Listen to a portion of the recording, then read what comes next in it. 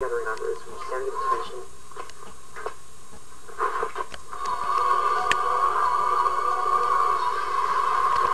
Napoleon waged an assault that was unprecedented in the history of Europe, unprecedented in its scope and ambition, as well as in its brutality.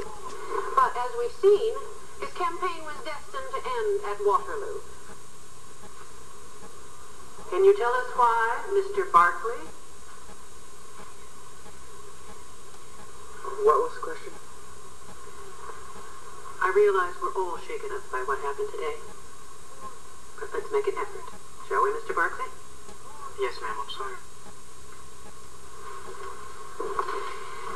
Napoleon's defeat boiled down to this. He underestimated the enemy. That, ladies and gentlemen, is the cardinal sin in warfare. Never underestimate the enemy.